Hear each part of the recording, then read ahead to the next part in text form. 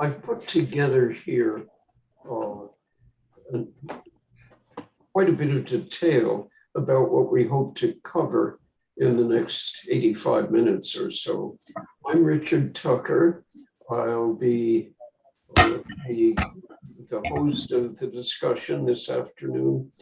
I'm convener of the Earth Care Committee of Ann Arbor monthly meeting, and also in an informal way, the coordinator of the Earth Care workshops every other month for yearly meeting this year that culminates at the end of July in annual meeting.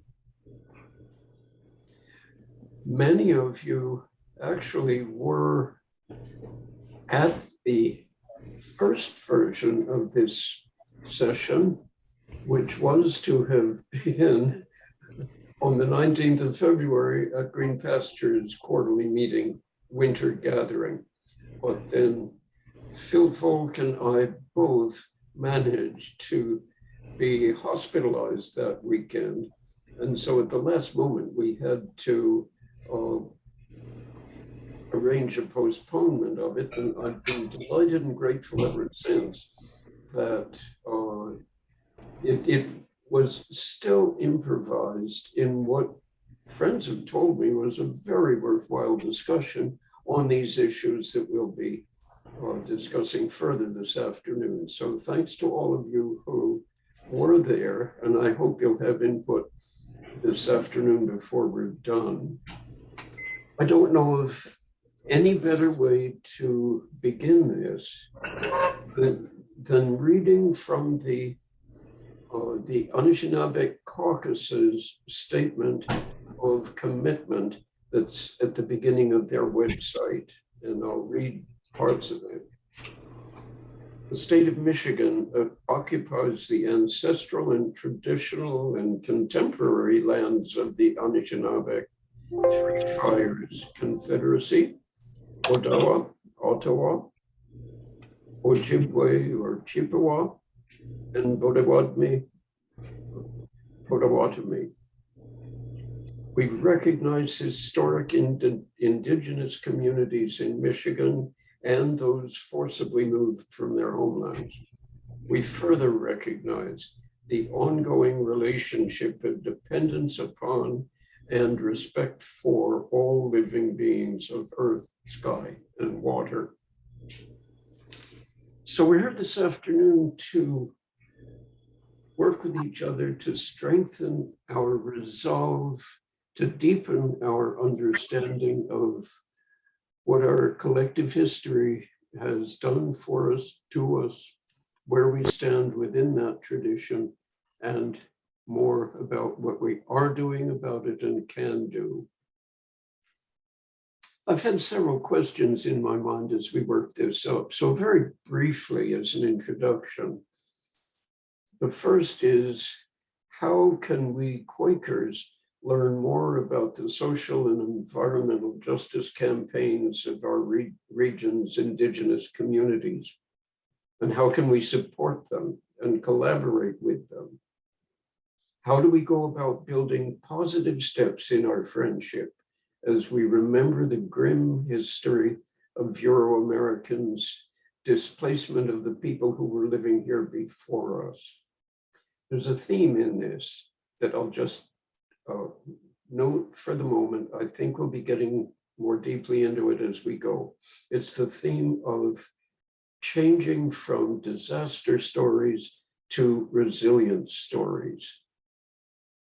At the deepest level, how can we refresh our tuning to the spiritual awareness of Indigenous peoples, honoring all living beings as members of the great family, and also refresh our understanding of the similar tradition of Quaker spirit and action? Our kinship has deep roots. There are already numerous Quaker efforts across the Lake Erie Yearly Meeting region, with variations from one state to another and one location to another.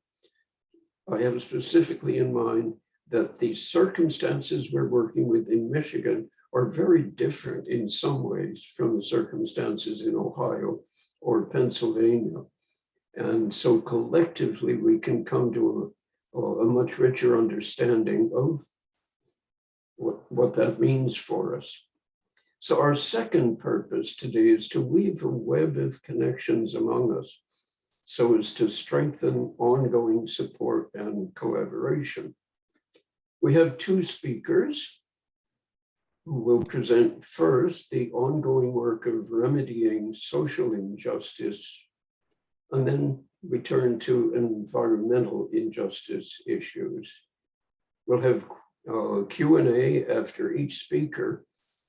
So I'll invite you to send questions to me via the Q&A, and for anyone who isn't fully fluent in that operation, I'll remind you that when you go into the Q&A icon at the bottom, there's the open space for posting a question, and you can post that to everyone or to any individual. And so if you post them to me, I will then field them in the Q&A period after each of the two speakers. It works well, I think, from my own experience with webinars. The first of our speakers is Stacey Ettawageshik. And Stacey was to have been the second speaker in February, and I'm so pleased, Stacey, that you're available this afternoon too. Thanks for your time. The president of Uniting Three Fires Against Violence, the Quaker testimony that's been at the origins and the heart of what we are as a spirit-led community, or the peace commitment, the commitment to eliminating all violence as best we can, and the causes and roots of violence. Here is what we can listen to with real understanding. The second speaker was to have been Andrea Pierce, and some of you know her from the February session and other connections. But Andrea has been called to a statewide meeting of the caucus executive committee this afternoon, and so she simply couldn't avoid that one. Instead, she asked our member, Phil Vogue, if he would speak for all of the issues that the caucus is dealing with. Phil has been one of the white members of the Anishinaabek Caucus for a number of years. He and Andrea have worked closely together, and so he's going to be a pretty good substitute. These are some of the issues that Phil will be talking about. We'll have time for breakout groups after that, and the strategy will be to divide, and Rick is going to do that for us, to divide us into three groups. Phil, Stacey, and I will each be with one of those three groups. We'll see how much time is available for that. Particularly, I'm looking forward to comparing notes on what we're variously doing in our own locations. As time permits, we'll return to a short plenary session and wrap up at the end of it to capture what we've got from this afternoon and to find specific ways of moving on into an ongoing network. So I'll stop sharing this, and we'll take 25 to 30 minutes for each of these three segments of the agenda. And we'll start with you, Stacey. Again, welcome. We're grateful to you for spending your time and energy with us this afternoon. Yeah, thank you. Good afternoon. So I'm going to share my screen. Just have a PowerPoint here. So, and if you could just keep a watch on the time, that'd be great too. So let's go to slideshow. So I'll introduce myself. I'm Stacey Ettawageshik, Ani Boju. I am from Petoskey, Michigan. That's where I currently live. And I am part of the Anishinaabek Caucus. I am also part of the Little Traverse Bay Bands of Odawa Indians. So I am a tribal citizen. Um, I am a single mom to an 8-year-old boy who is just the light of my life. And I'm just so honored and grateful to be talking to you all today about the MMIW, MMIR crisis. So the acronyms I'll use, I'll kind of use these interchangeably, but they do mean missing and murdered Indigenous women, and then missing and murdered Indigenous relatives. So when we say MMIR, that's kind of more encompassing of everyone, because everyone is affected. All right. So I am the board president of Uniting Three Fires Against Violence, and they are based in Sault Ste. Marie, Michigan. Their main office is there, and I have been the board president probably for like 8 years, I want to say. Um, and so that has just really gave me a lot of opportunity to educate and provide awareness. So the mission of Uniting Three Fires Against Violence is to support Michigan tribes in promoting the social change necessary to address the disproportionate rates of violence impacting our communities. So those of you that don't know, there are 12 tribes in Michigan. And so this map here is, it explains the service areas. So you'll see like our LTBB symbol is the one there, kind of at the top of the mitt. And then the others are scattered. So not every county is covered by a tribe necessarily. But I do want to mention that, you know, the whole state of Michigan is our ancestral historical land, you know, is where we are from. And so these are just some of the things that Uniting Three Fires Against Violence does for tribal communities in Michigan. So you'll see all the 12 tribes listed there. And like I said, I'm from Little Traverse Bay Bands of Odawa Indians. And where Uniting Three Fires office is based is in Sault Ste. Marie. So like Rachel is the executive director of Uniting Three Fires Against Violence, and she is a citizen of the Sault Ste. Marie tribe of Chippewa Indians. So a lot of the work we do is education. So like this presentation today, presentations to other agencies, you know, such as like the Michigan Coalition to End Domestic and Sexual Violence.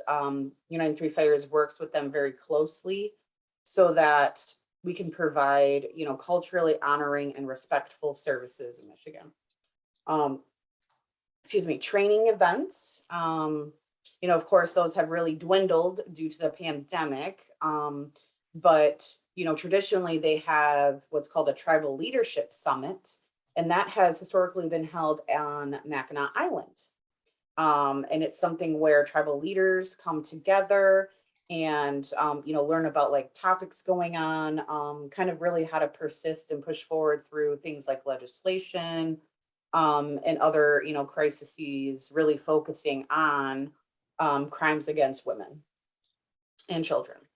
Systems advocacy, so working with courts, working with prosecutors, attorneys. And so something that is kind of complicated, but is certainly important to mention is the jurisdictional barriers and challenges that tribes face. So jurisdiction is what, you know, the tribal governments have jurisdiction over for things like for crimes happening on tribal land. So a lot of tribes have, maybe you've heard it before, reservations. And those are exclusively the jurisdiction of that tribe. So like, for instance, at Little Traverse Bay Bands of Odawa Indians, we primarily are in the Petoskey, Harbor Springs area, also Charlevoix County, and not all of it. So in those counties, we have pockets of exclusive trust land, meaning that our officers will be the ones that are responding to anything going on. Outside of that, that's not our jurisdiction. So anyway, so just really, advocacy in that area and the systems that we work with, like the federal court system, the state court, county court. Policy is something that is a really heavy focus. So hopefully you've heard that the Violence Against Women Act was recently reauthorized with some other aspects in it that weren't included in the previous reauthorization in 2012. And so those crimes are really focusing on domestic violence, sexual assault, elder abuse, things like that. So anyway, so just a lot of policy work, like, the Anishinaabek Caucus, really advocating for that change. Technical assistance. So all the 12 tribes in Michigan have victim service programs that serve victims of violence in that community. And so United Three Fires, has materials, they can do webinars, constant phone conversations, So the advocates in the 12 tribes, we meet at least monthly, sometimes every other month, to go over, like current trends in our communities, just really bounce ideas off of each other and find that support network. Products, so they do have some like outreach material, cups, like, promotional items of that sort. So just a little bit about the community that I'm from, and the program that I run specifically is Survivor Outreach Services. So our main mission is that violence against women is not a Native tradition. And so we provide a variety of services to people experiencing domestic violence, sexual assault, stalking, dating violence, sexually abused as children, stalking, harassment, and we do that regardless of age, regardless of everything. Although we do primarily focus on our tribal citizens and tribal people, we do serve non-Native people as well. And I'll just mention that myself and my coworker Keely started that program back in 2013. And although that doesn't seem like a long time, we've really built up our program to be able to have, 5 advocates now, where we started off with 2 advocates. So that way we can serve more people in our community. We collaborate with a lot of agencies, such as like for housing, for attorneys, things like that.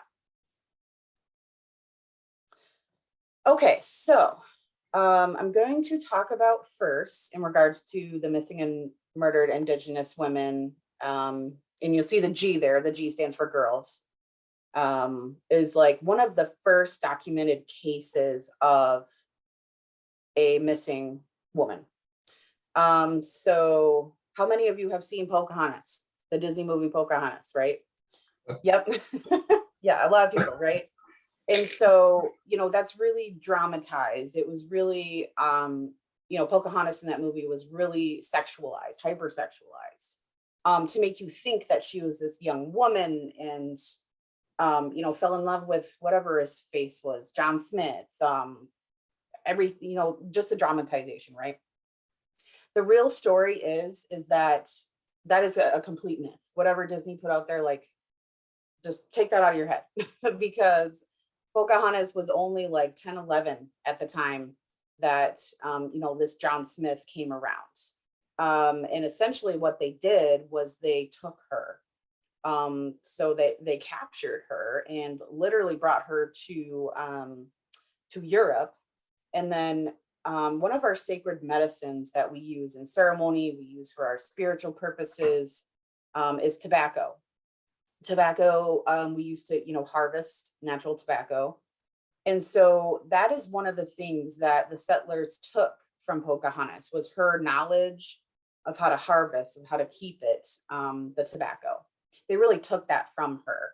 And so that was their main purpose, was to conquer her, this young child. Okay. She was not a woman. She was not a woman. She was a child, a minor child. And, they raped her, so that's the real story.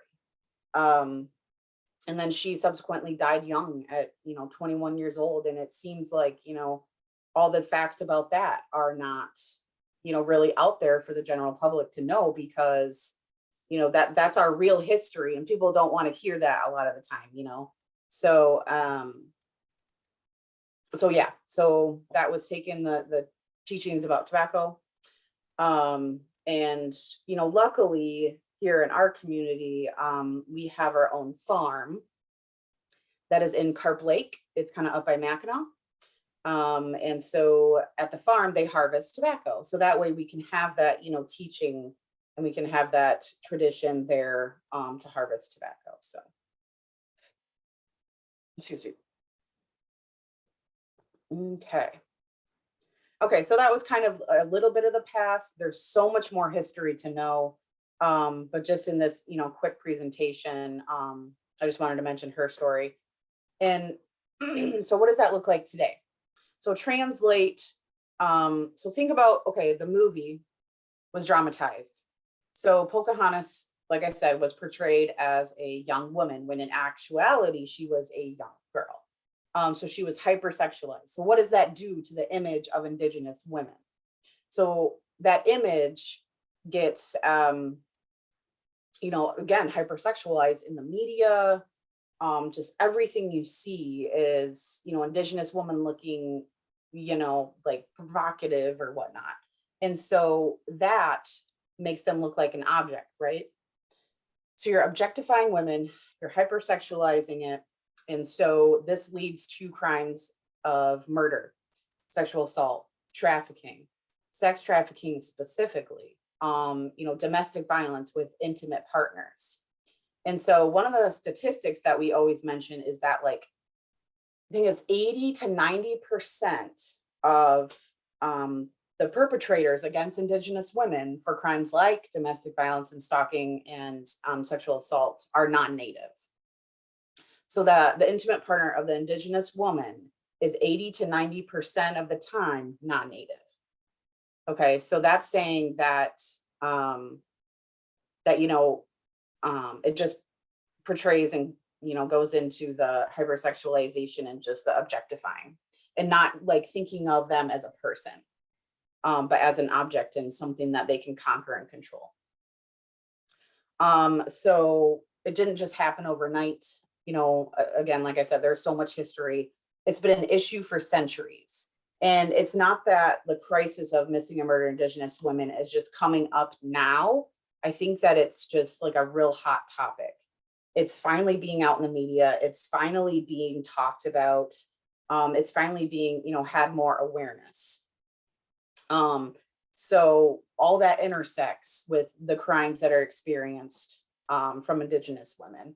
And I think it was the CDC actually put out, I think it's 1 in 3 Indigenous women will be assaulted in their lifetime. So really, as Indigenous communities, we're looking at not if you'll be assaulted, but when. And that usually starts at a really young age. Thinking about the boarding schools. So Native children were stripped from their homes and put into these boarding schools and these institutions. And, the saying there was, save the man, kill the Indian. So basically assimilate to our culture and beat out, literally physically beat any sort of Native culture out of them. So, so speaking about the environment. So as Indigenous people, Anishinaabek people, women are water protectors. We carry water in our wombs, right? Our bodies are 80 to 90% water. And so our connection with the water is extremely important and spiritual. So, women have that duty of being water protectors. So like Andrea, is just a fierce water protector. And, that is ingrained in us. That is in our culture. That's in our DNA. And so when you attack the water, you attack us. And so for instance, pipelines. So we have line 3 in northern Minnesota, and then there's line 5 here in the Straits in Michigan. And this also is going on in Canada as well. Canada has multiple pipelines. And so usually where those pipelines are near Indigenous reservations. So like right there in the Straits of Mackinac, the Sault Ste. Marie tribe is above the bridge, just above the bridge there by the water. Our tribe is just right below the bridge. And then Bay Mills is also up by Sault Ste. Marie. So, so we're all extremely affected by this pipeline and the dangers and the risks. So I want to mention that back in March 2021, there was sex trafficking happening in northern Minnesota with the Line 3 pipeline. And the people that were trafficking the Indigenous women there were Enbridge workers. I believe there was maybe 5 of them. I can put this link in the chat, but I would highly encourage you to please look at that article. And so that is a major concern of ours at Line 5 here in Michigan, is that I believe it's somewhere around 1,200 workers, Enbridge workers, will come to our community. And where are they going to stay? If those workers have to work on the tunnels, the proposed tunnel, they have to work on the pipeline, where are they going to stay? They're going to stay in our area. Are these men really from our area? Not usually. So they're out of the area. They're coming to destroy our water and our land and treat it like an object, treat it like it's a commodity, right? And so translate that into how they're going to treat our people. As Indigenous people, we are highly connected to the environment, to Mother Nature, to Mother Earth. And so when you're attacking our lands and our water and our sacred, beings, you're attacking us. And so, who is the most vulnerable? Women and children. And so when you have a higher increase of men coming to work in a place where they don't know, it's not their home, are they going to respect it like, their home, their own home? Most likely not. And so that's where we're seeing almost in every community, Indigenous community, where pipelines are, there are instances of higher domestic violence, sexual assault, and the sex trafficking going on. So they really manipulate and they, kind of lure, young Indigenous women that are vulnerable into trafficking themselves to make the money. And so when the men come, that's where we say they're called man camps. So, they bring trailers. There's like 3 or 4 guys to a trailer kind of thing. They're not with their wives. They're not with their families. They're going to be in our stores. They're going to be in our restaurants, our bars, where our community is. So that's just a major, huge concern. And actually next month, myself and some other people from the Water is Life festival people, we're putting together kind of a presentation and awareness about man camps and what that can really mean and look for our community and kind of some prevention tips. So.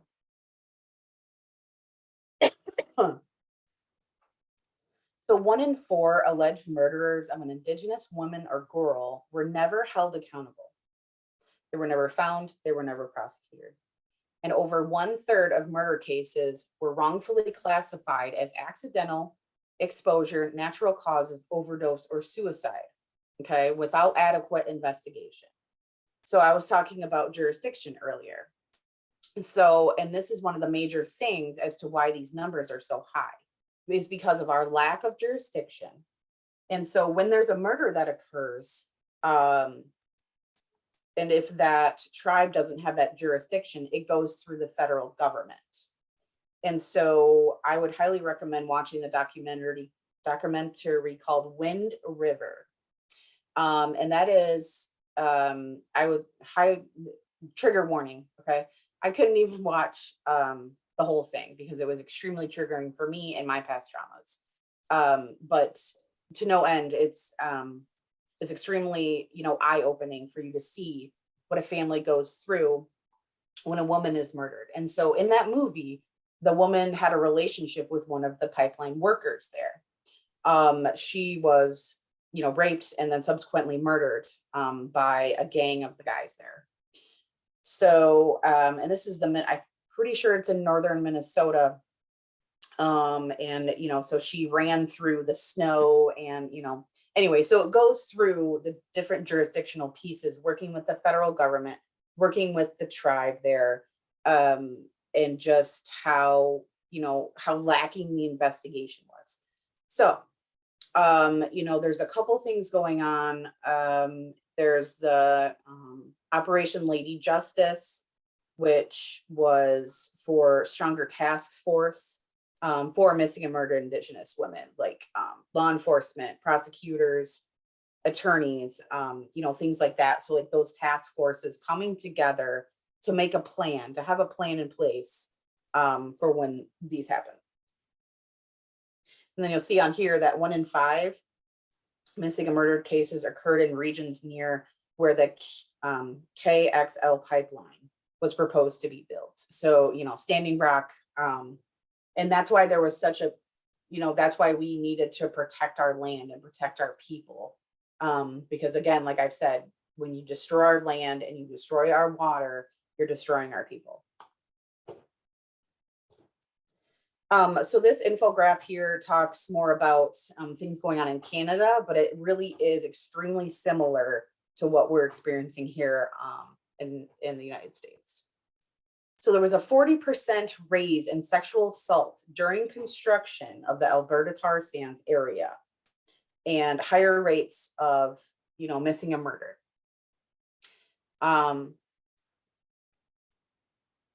Right, and so higher rates of intimate partner violence, you know, drug trafficking, you know, things like that.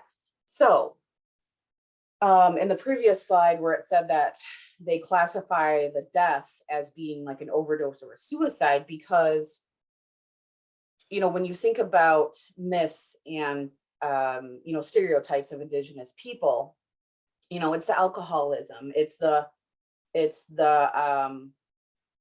you know, yeah, the drug use, the alcoholism, the trauma, you know, all of that is really stereotyped. So, unfortunately, that goes to law enforcement and other people. When you see a dead Indigenous woman, you might think, oh, well, she just drank too much, or oh, you know, it was her fault, kind of thing. When you should be thinking about, okay, how can we, you know, treat this family right of how they just experienced their loved one being killed.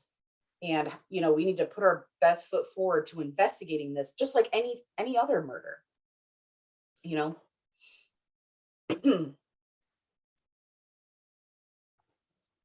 Okay, so here's some more statistics. So yeah, 56% of Native American women face sexual violence in their lifetime. On some reservations, Native American women face murder rates that are more than 10 times the national average. So when you think about, I believe I said it was 1 in 3 Indigenous women will experience violence in their lifetime. Compare that to the general population as being 1 in 5, I believe. So the jurisdictional barriers, like I'm mentioning, I would go into the Violence Against Women Act. That is kind of complex and complicated, but I would highly encourage you to look at the most recent reauthorization of the Violence Against Women Act. And so that gives tribes limited jurisdiction to prosecute non-natives for crimes of domestic violence, stalking, sexual assault, elder abuse, child abuse. I think there's a couple others, but those are the only things that you would be able to prosecute. So the victim has to be Indigenous. The perpetrator has to be non-native. This had to have occurred on tribal trust land. So that's the tribe's exclusive jurisdiction. Okay, so me just saying all these things right now, like there's so many, you know, there could be gray areas. There's so many things you have to check off the list. And so, and that just really goes into why there's such a high rate of, you know, MMIW numbers. Okay, so I have the link to the Wind River film down there as well. So I will post those in the chat when I'm done here in just a minute. So there's some more resources. I also sent you the PowerPoint, Richard, so you can feel free to share that with other people if you would like to. Yeah, so that's what I have right now. Let me stop.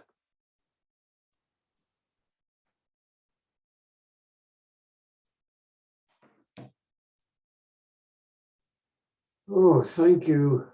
Uh, Thank you so much, Stacey, for all of that. It's almost too much to absorb in one go. And so we'll want to be individually or in any other ways we can, we'll want to stay in touch with your effort. And I know that the job is so big that your financial base is really not big enough. One of the things that we can do as individuals or as local monthly meetings and worship groups will be to send you financial support. And so I want to flag that one, that issue right now as the first item on takeaways from this afternoon. With time rolling along, let's see, are there questions here that I haven't picked up yet? I may have missed something. And I know the Finks are going to have to leave soon. Let's just jump in with a brief period at least of questions. You can click the reaction sign and raise your hand like this, unmute yourself and speak your responses to Stacey's presentation. Anyone going now before we switch to the environmental issues, environmental justice issues that are also on the agenda?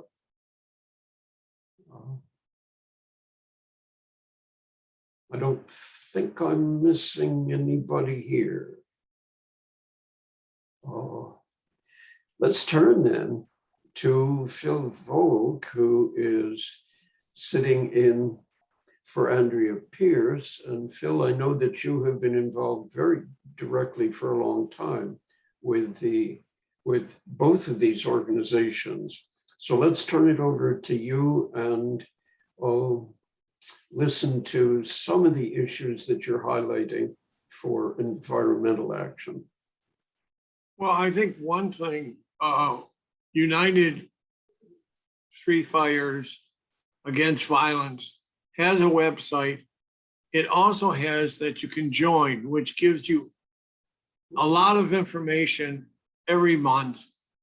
I'm a member, and it really, at least if you're called to this, it gives you some basis for information.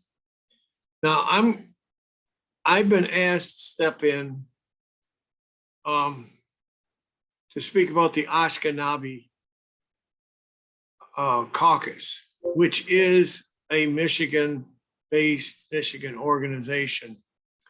We are not going to talk about candidates that they support, but we will talk about the interest and concern of the Indigenous people of Michigan, as well as actions that are happening and we can be involved in. Now, the first thing that Richard and I talked about is that I have been with Indigenous issues since the American Indian movement. So I'm dating myself to a lot of people. It's been like 50 years. Yeah. And the other thing is that sometimes there's a problem with why is a white person. I was asked to step in because everybody was busy. The state convention, the Democratic State Convention is today. There are several tribal elections that are going on today. And this is how, if we're asked, this is how white people can help. You know, it's important that they have allies. And I'm going to go some of the issues that we're working with, but we need allies at each step to make it successful. We will have the website. Richard's going to put the website in the chat room. Pull that up anytime you want. And you'll see the issues and the fact that we are trying to represent all Indigenous people of Michigan. And there was some, Richard and I were talking about, well, what is the proper word to use? Whether it's most people, Indigenous people I know are comfortable with Indigenous person or Indigenous nation, some with First Nation.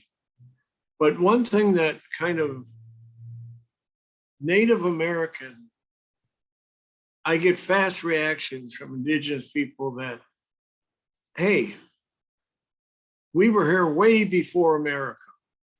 So the Ashkenazi term is actually a very large group of Native Americans and kind of more like an umbrella term. As I'm going. Now, the reason we're talking about Quaker Earth Care and the Indigenous people and the caucus is the caucus and Earth Care are working very hard, especially in Michigan, in the relationship of dependence and respect for all living beings and all nature. And that's a very important thing. I'm going to go through just a few of the things that we're working on. And at each step, allies that can write their congressman or allies that can help with a little advocacy is extremely important. In Michigan, and again, these will all be in the website, we have a state bill 431, and it's about land use. What it is doing, it's eliminating counties and townships from controlling the drilling or operation of oil and gas wells. Presently, any county can give approval to drill oil and not even check with the state regulations. This is an area that if you're called to lobby for. There is also 3 water bills that we put together.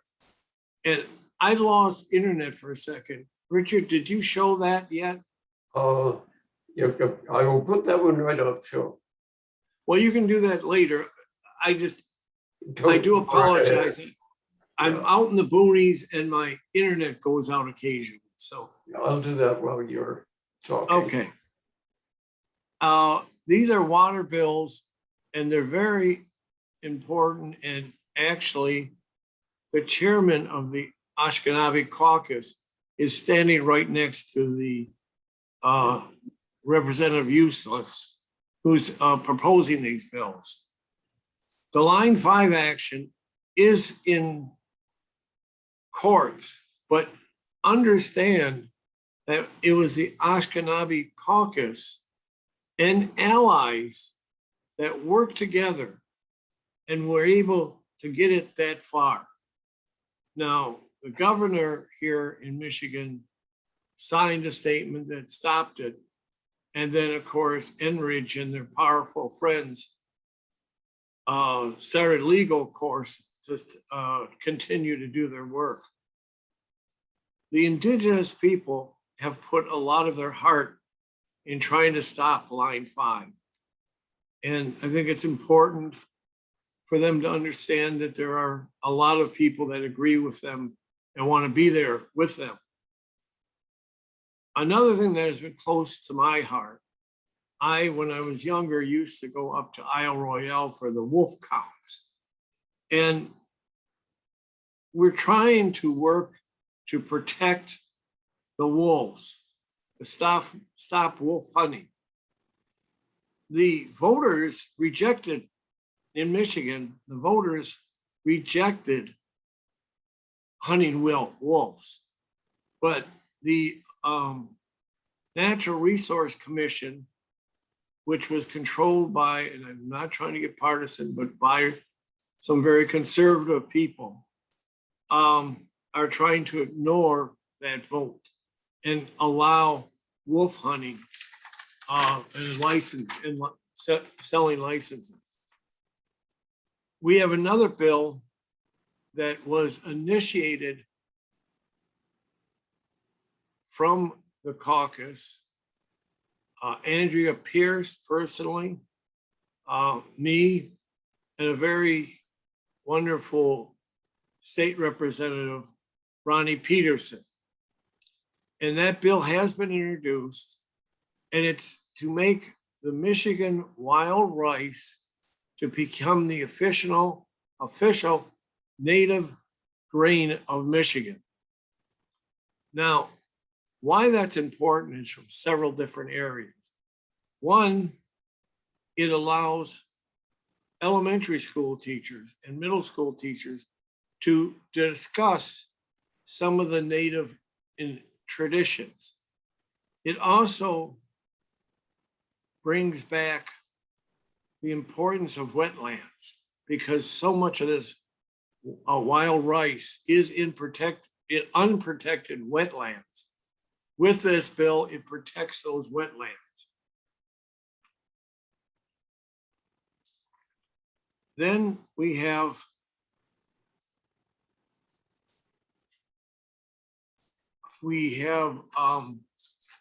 two other things that I think are very important.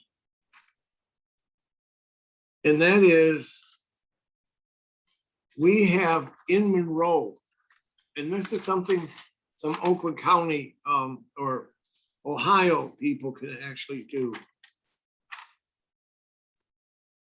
We have a statue dead center of the city of Custard, George Armstrong Custard, which is kind of a slap. It's not an environmental issue, but it is kind of a slap in the face. And we are planning in the months to come to protest it. We would like to have it relocated. Now, I'm an artist and I love beautiful sculptures, something that artists have taken a long time to do, but it should be in a library or a museum with information on the things he did at the negative side, but also enjoy the artists and the artists, the aesthetics of the art. So these are the many things that we're working on. And I would like, I think the best thing, and I really have to put this up, is we have in this state finally passed. Caucus did so much work. We sweated a lot on this one.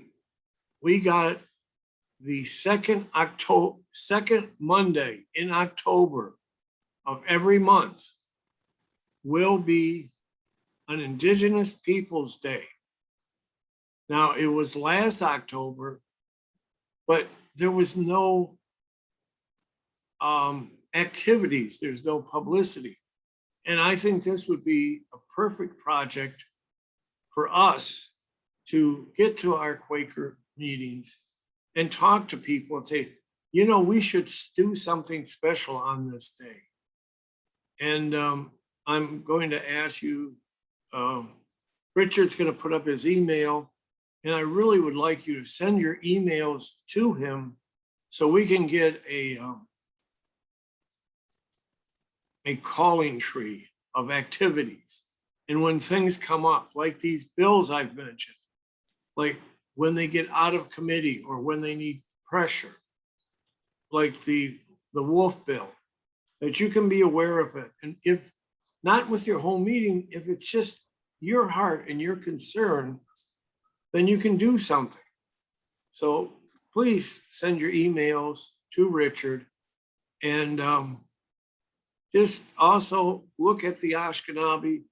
The best place on the top, you'll see it says our work, and it will break down every bill that I've just talked about and a lot more. And I just hope it encourages Quakers to not feel guilty that we're white, but say, how can we use ourselves to be allies, to go to people and go to the Indigenous people, to listen what their problems are, to analyze how they feel, and then finally ask them how we can help. I've never done anything in the Indigenous world where I haven't first listened and then asked how I can help. And you're hearing two wonderful groups that really need action. So I hope you choose to find this a concern in your heart. And Richard, I could talk forever, but that's good enough. Well, Phil, thanks so much. I'm well aware that you have given us just the briefest possible version of what includes many different stories. Let me invite questions about any of these environmental injustice issues for Phil at this point before we break into smaller discussion groups. Anyone want to raise any issues or questions here?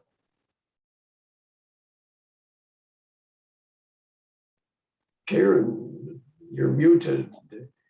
I'm just curious how, at the state level, how the Anishinaabek Caucus is received. Are they sort of seen as fringe, like, yeah, well, are they respected and listened and engaged with? Are they marginalized? Do you know? In the Democratic Party, they have a strong voice.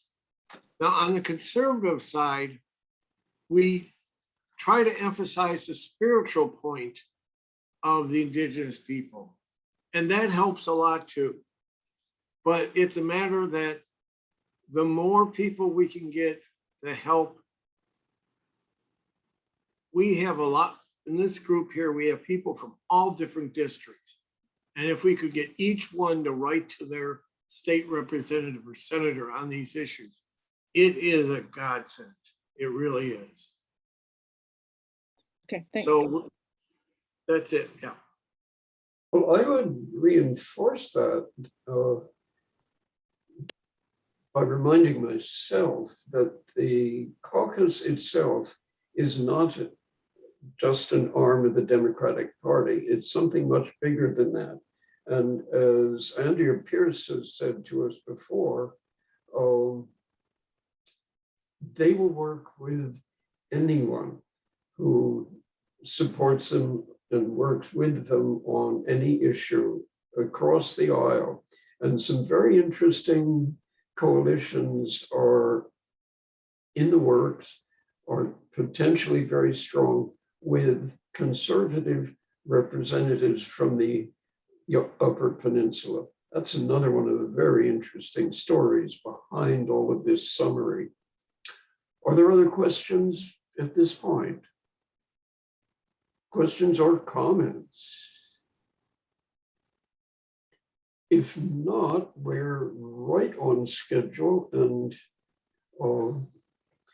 Rick, we would like at this point to break into 3 smaller groups for, let's say, 15 minutes to discuss with each other whatever you wish, but particularly we'll be interested when we come back to the final plenary session to pick up news of what's happening in our various localities. And for us in Michigan, it's particularly interesting to discover what the ongoing work is in Ohio and Western Pennsylvania.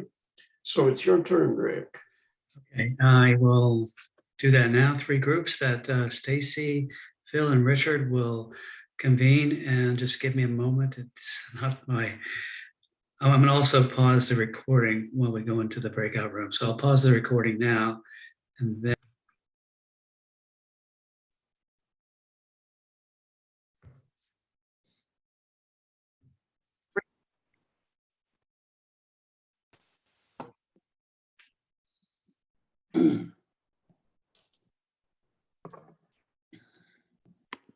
I think we're all back again now after an all too brief time in our smaller groups. We knew this would be a very tight schedule this afternoon. Let me ask Stacey's group. I don't know who among you were in that group, what you'd like to report back to us as to what you've discovered from each other, where the ideas are that we ought to be pursuing collectively. And then we'll move on to Phil's group from there. Anyone from that group? And you were the ones who had the privilege of further discussion with Stacey, after all.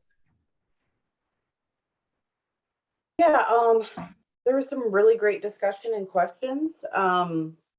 One is it Paul mentioned the media piece of how, you know, Indigenous people are portrayed in the media, and also the lack of media attention, like for missing and murdered Indigenous women. And, you know, I had just mentioned the one Gabby Petito case that got a lot of attention, and she was found rather quickly. And it's like, you know, that same attention and that same focus should really be given to every Indigenous woman that's, you know, is murdered or missing.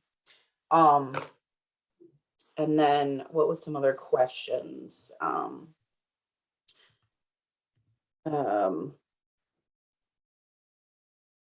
Just like, I think the land acknowledgement was mentioned, which is great. But I think continued, you know, education and awareness for that. Sue, you mentioned a action plan, and the couple websites you were gonna post too. Yes, I will do that. And also, Joanne and Deb, if you can help me out with, Deb in particular, that first site that we had, that we were outlined an action plan, to get that into chat. I'll get the other one that Action of Greater Lansing has No, sent out. I'll look for that. It was a great invitation to people who are considering land acknowledgements to make it be more than that, to have that be the beginning, and instead build it into a concrete action plan with some accountability for yourself to check on whether you're actually doing it. As you said, I'll look for that, Sue. Okay. And Deb, was there any additional comment for that? I gather you were in the same group. You're muted.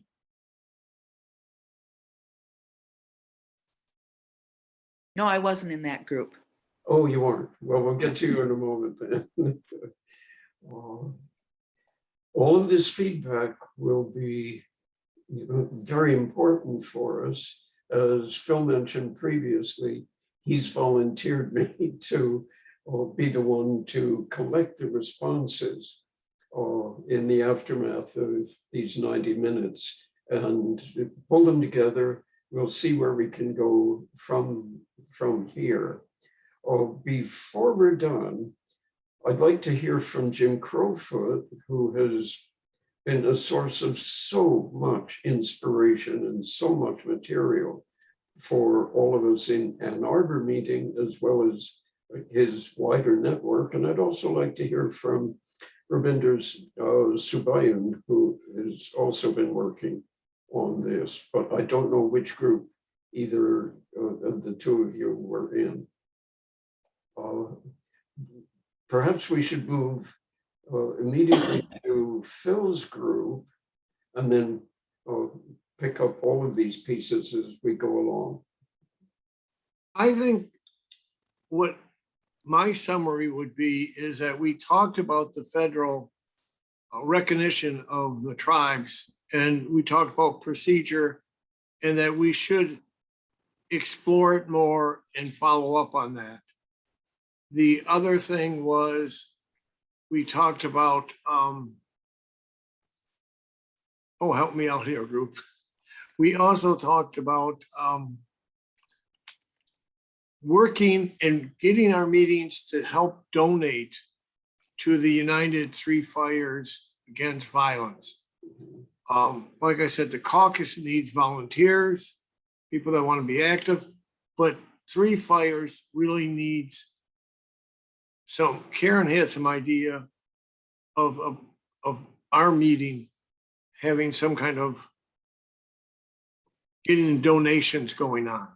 Yeah, I was thinking just our contributions committee could think about using some of our contributions money on an annual basis to go to the Three Fires. And Sue, thank you for posting on chat that Native Hope is a group that we could well afford to be looking at as we think about how to phrase the statements of our land acknowledgements. We've been finding in Ann Arbor meeting that we collectively, as a meeting group, want to be pursuing a lot more background education on this. And so that's what we're going to be working on as we prepare our official statement, which will have to be backed up by action, which I'm very comfortable with that. If I can mention that when we're talking to land management, the European colonialist attitude is land is property. And I've seen in some of these statements that they forget to bring up the fact that the indigenous people see it as their soul. They are part of this land. So it should be acknowledged that we also took some of their spirituality and some of their soul in these statements. You know, we don't want to sound like the thief that comes in the night, steals all kinds of things, and then sends a letter a year, 2 years later. I'm sorry I stole it, but I'm keeping everything. You know, we've got to think about, and I like the fact that you talked about action, and that's important. With time running short, Ravinder, do you want to jump in at this point? Comments from your perspective? Thanks. I really don't have any comments. I was just going to say in our group, Deborah gave us more clarity about the Grand River Bands of Ottawa Indians, one of that is trying to get federal recognition, and that they've done all the homework and background and genealogy, and they put in their application. It's just waiting. It's been waiting since 1997 for a judgment to be accepted. And so that's really frustrating. And we need to wait. We're sort of waiting for direction from the Grand River Bands of how they'd like us to what would be supportive in proceeding on that. So that was news to me. So that was helpful to know. I would just, And you? I was heartened to learn this week that tomorrow afternoon, there's a Jewish group for peace that I've sometimes supported and been involved with, and they're tied into a more national effort among Jewish organizations to look at the situation of indigenous people, both in the US, but beyond the US, and even touching on the implications for the Palestinian people. So there's potentials here to link beyond Quakerism and beyond the things that are focused on Christianity, where there's real work going on to acknowledge the importance of Indigenous people and the kind of exploitation that has happened and continues to happen all over the world. I think I'd add that as we work on Red Cedar's action plan, we're thinking about the mindset that needs to shift when you're thinking about money from, oh, let's us be generous in some way, to the kind of reparations thinking that says, if we are going to stop short of giving the land back while we acknowledge it, we might consider paying rent. And we might consider whatever money we give not as a gift or charity or something like that, but as a symbolic, falling short, but a symbolic restitution of, or a making right of what was essentially stolen. And these are exactly the concrete steps that we can all be talking about, considering, supporting, and always being aware of the roots and spiritual consciousness that we're working from. Jim, can you post a link to tomorrow afternoon's?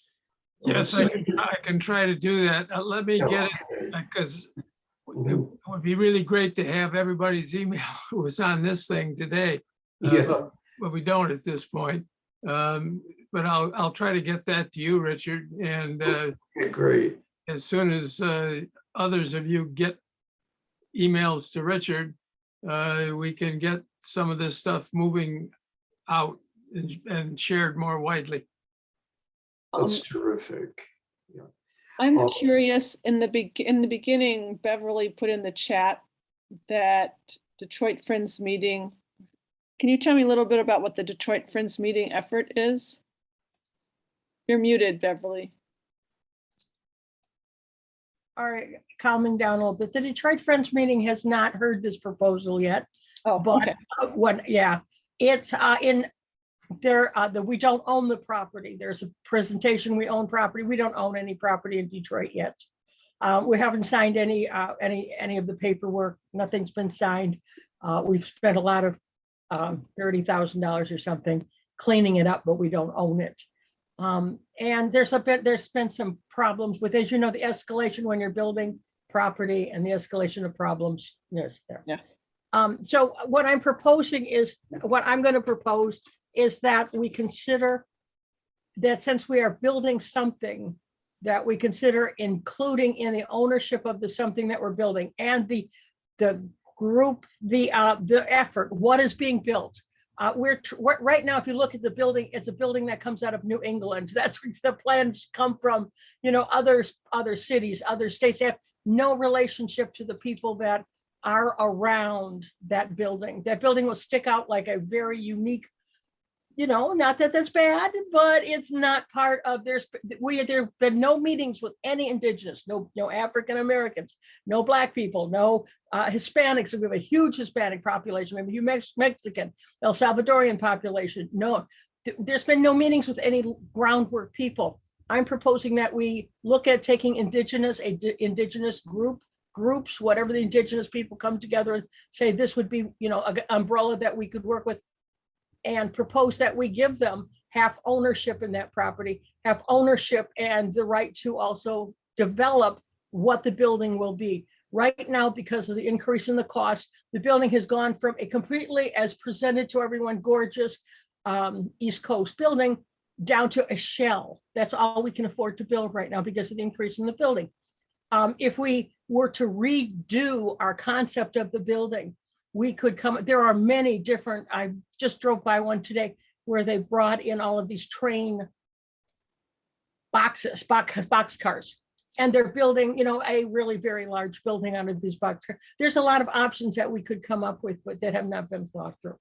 Anyway, so the bottom line is this is a proposal and I will write it out and I'm going to hopefully see if I can get some signers on from the Detroit, you know, some people from the Detroit meeting that agree that it makes some sense because we're talking about having an American garden there, but we never talked about having an Indigenous garden there. We never talked about having African-American with African-American children there, which is,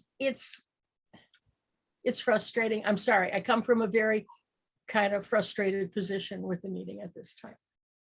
Well, I mean, Let us know, because some of us in the Ann Arbor meeting have been told all grand things about this new building, and we've made some contributions, and we would love to support you and what you're thinking about.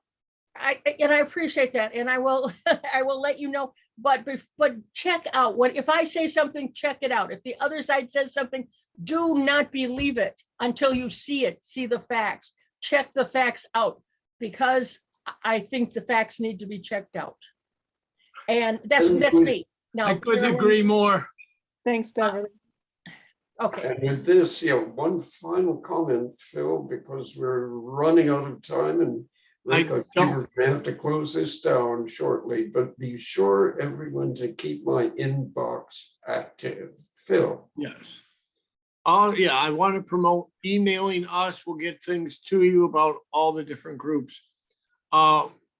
Friends Lake Center, I'm saying that we haven't got things planned out, but it looks like this summer we are going to have, I've asked the shaman who has said he would do that, come out and bless the lake area, which might be something that would be interesting for everyone. We're also asking for a educational powwow from the Potawatomis, and they are sounding very interested about doing that. Now we have to get the lake approval. We got to do 100 approvals, but we need to keep tied together. We can do so much with this group. We just got to keep it tight and keep it active. That's all. Thank you, everyone, for the ferment, the complexities, the enthusiasm, the determination that keep us going together. I'm very grateful for it.